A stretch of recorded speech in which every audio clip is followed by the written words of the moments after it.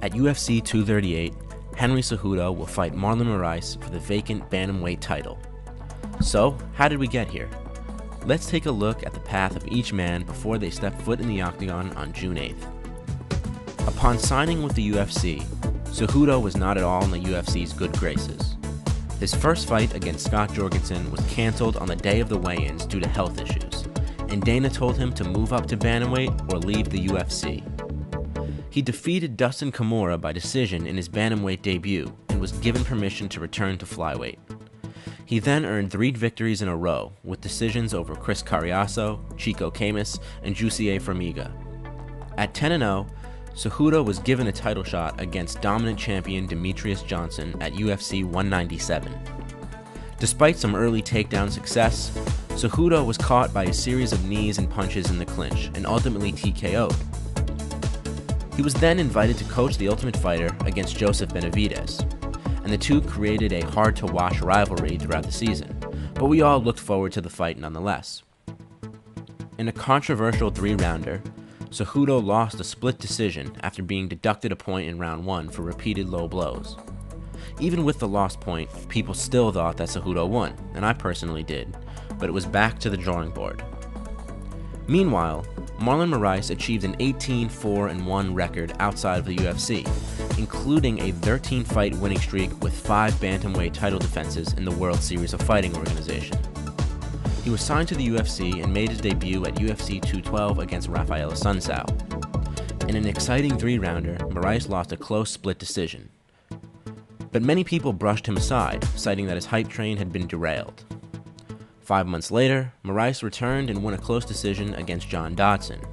And less than a month later, he replaced an injured Rani Yahya against Aljamain Sterling and produced a knockout of the year candidate, KOing Sterling with a knee just over a minute into the first round. Around the same time, Cejudo returned and earned a sensational second-round TKO over Wilson Hayes and a dominant decision win against Sergio Pettis. The new and improved Cejudo seemed destined for a rematch against Demetrious Johnson, and his wish was granted, as the two squared off once again at UFC 227 in August of 2018.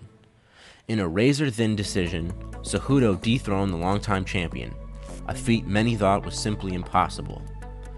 With the dominant champion of the 125-pound division gone, many fans called for its extinction, but the UFC granted TJ Dillashaw, then bantamweight champion, the opportunity to move down in weight and achieve champ status. The two were set to face off on the UFC's debut on ESPN+. Many people viewed the fight as a formality and assumed TJ would oust Cejudo in minutes and eradicate the flyweight division. However, it was Cejudo that landed a devastating right hand behind the ear and finished TJ with a flurry of strikes. Now, having defeated the reigning bantamweight champion, Cejudo wanted his own opportunity to achieve 2 belts, and announced that he would be moving up to 135 pounds. Within a few months, TJ Dillashaw tested positive for EPO and was stripped of the title, leaving Cejudo without an opponent.